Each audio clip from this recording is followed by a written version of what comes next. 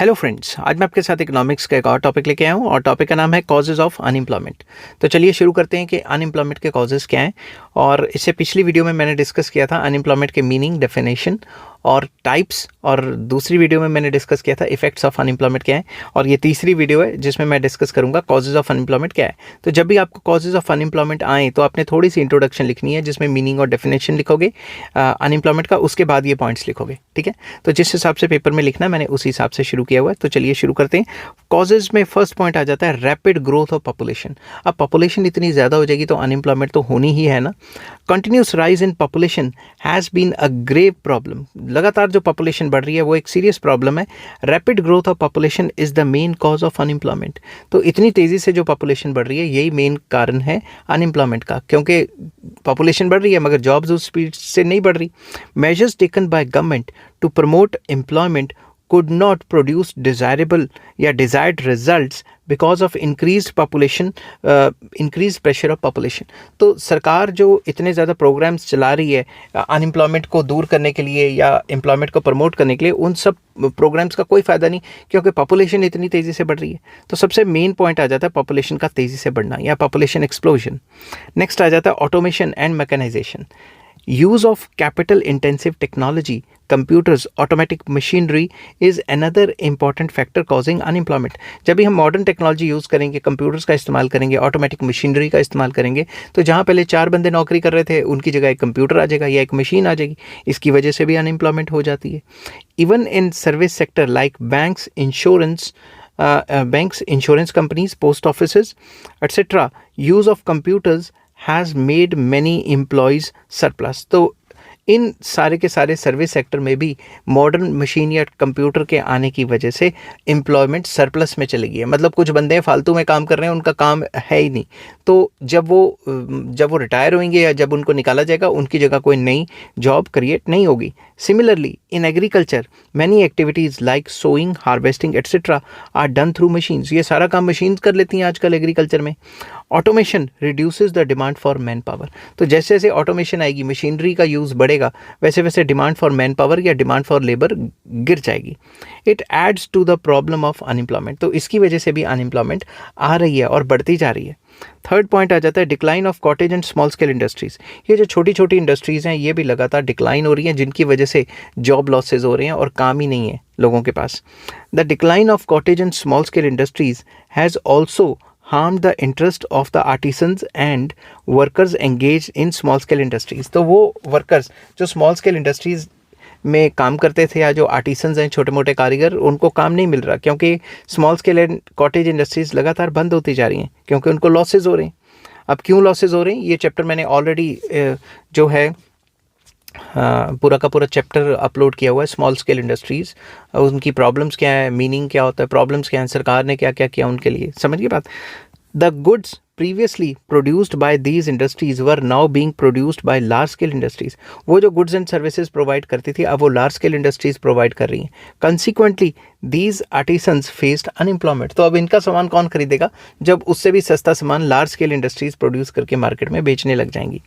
Next आ जाता है एग्रीकल्चर, आ सीजनल इंडस्ट्री। एग्रीकल्चर एक सीजनल काम है, फुल ईयर चलता नहीं है, और अगर फुल ईयर नहीं चलेगा तो मतलब जॉब्स कहाँ से क्रिएट होंगी, ठीक है।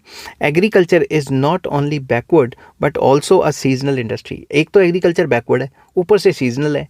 No doubt agriculture is the main occupation of the country and a large part of the population depends on it for its livelihood, but because of its seasonal character it does not provide work to the farmers for the whole year।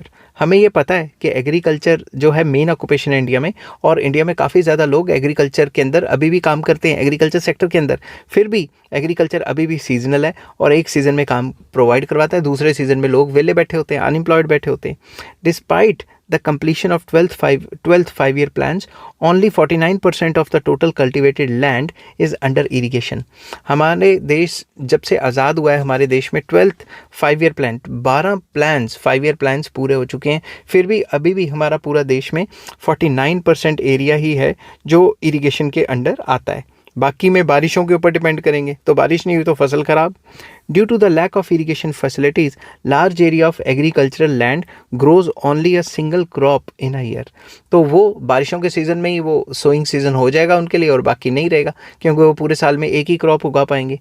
Farmers therefore remain unemployed for a number of days in a year. तो इसी वजह से जो farmers हैं वो unemployed रहते हैं कई दिन, जो पूरे साल में रहते हैं, या सीजनल अनएम्प्लॉयमेंट भी कह सकते हो कि एक जो सीज़न है उसमें तो जॉब मिल जाएगी, जब ऑफ सीज़न है तो काम ही नहीं करेंगे, क्योंकि एक ही क्रॉप उगाते हैं और बारिश के पानी पे डिपेंड करते हैं। तो जब बारिशों का सीज़न होगा तब क्रॉप उगा लेंगे, बाकी साल वेला बैठे रहेंगे।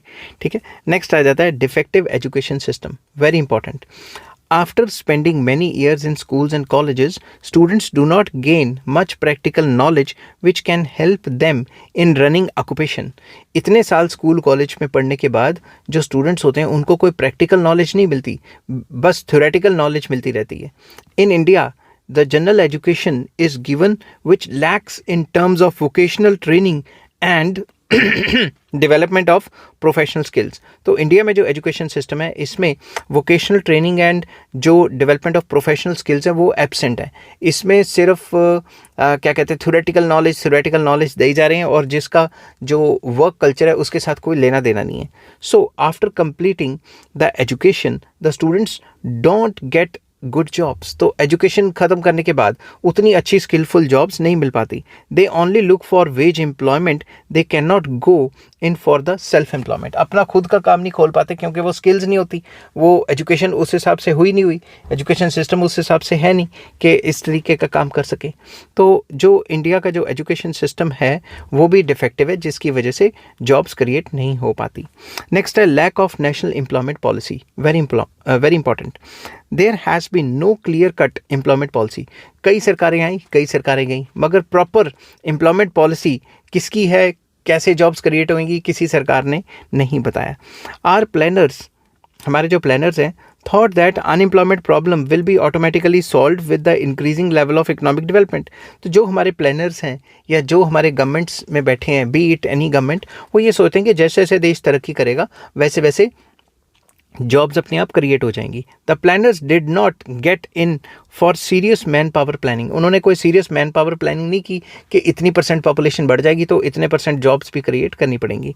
They could not coordinate education system, industrial technology and the problem of unemployment. तो इन तीनों चीज़ों में वो कोऑर्डिनेट नहीं कर पाए, तो कोई प्रॉपर इंडस्ट्रियल जो प्लान या फिर कोई ऐसा प्लान जो जॉब्स को क्रिएट करे, या फिर जो सिंपल वर्ड्स में कह सकते हैं कि उन्होंने जो एम्प्लॉयमेंट पॉलिसी है वो अच्छे से नहीं बनाई हुई, जिसकी वजह से जो लोग हैं उनको जॉब मिल ही नहीं पा रही। समझ गए बात?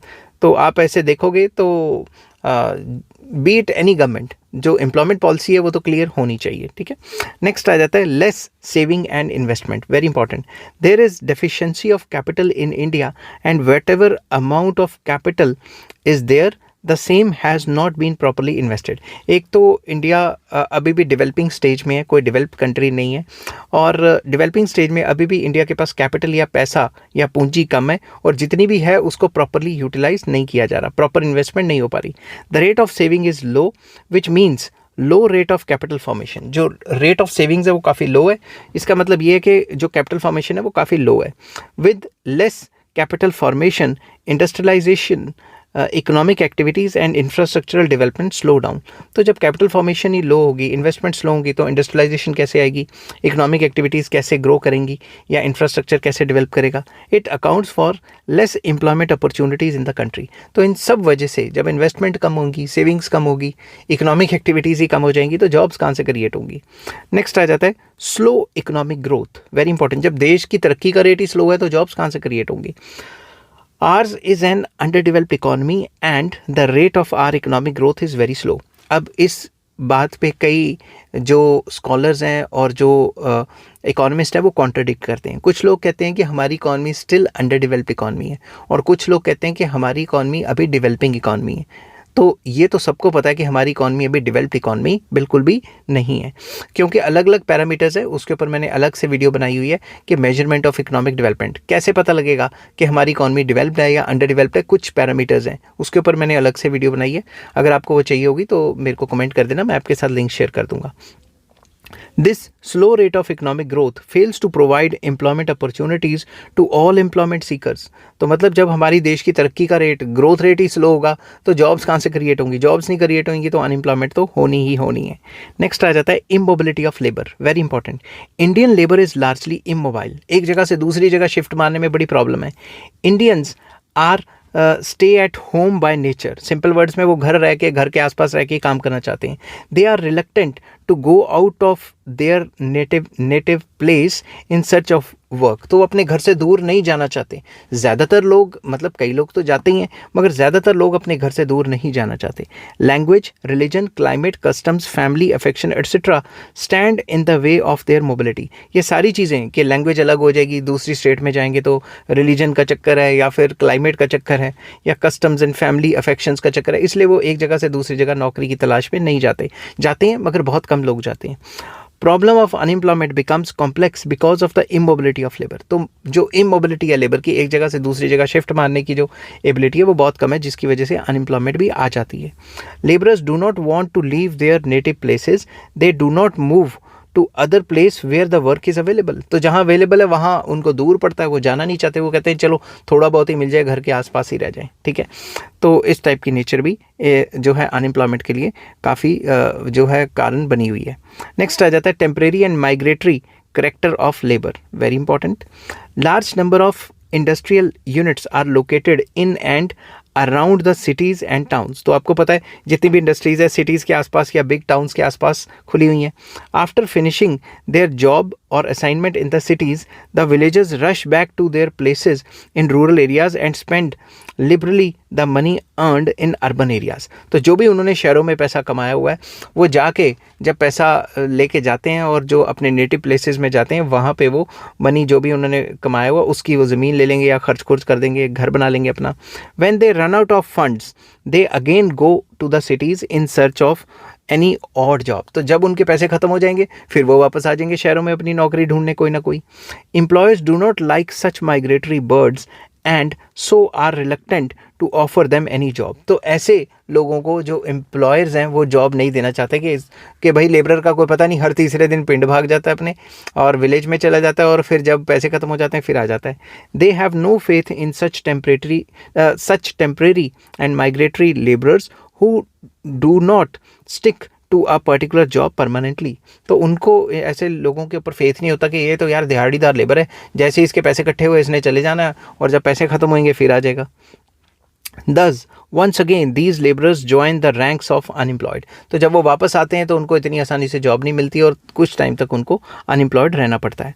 नेक्स्ट आ जाता है इंक्रीजिंग पार्टिसिपेशन ऑफ फीमेल्स। कुछ लोगों का ये मानना है कि फ़ीमेल्स को जैसे जैसे एजुकेशन बढ़ती जा रही है उनको भी जॉब्स मिलती जा रही हैं, वैसे वैसे जो मेल्स हैं उनके लिए जॉब्स कम होती जा रही हैं। ये भी एक रीज़न है, अजीब सा रीज़न है, मगर क्या करें, बुक में लिखा हुआ तो करना ही पड़ता है। With increase in female literacy and social change in the society now more females look for jobs. तो ज़्यादा फीमेल्स को जॉब्स मिल जाती हैं। It has increase the number of job seekers in the economy.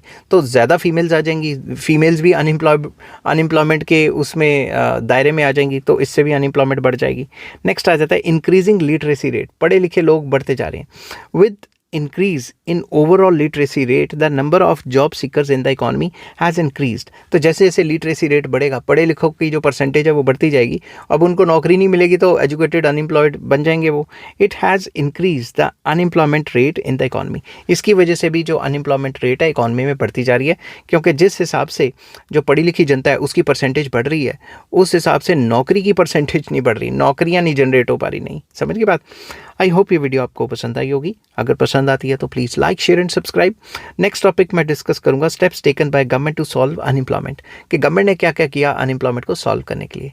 Till then take care, bye bye.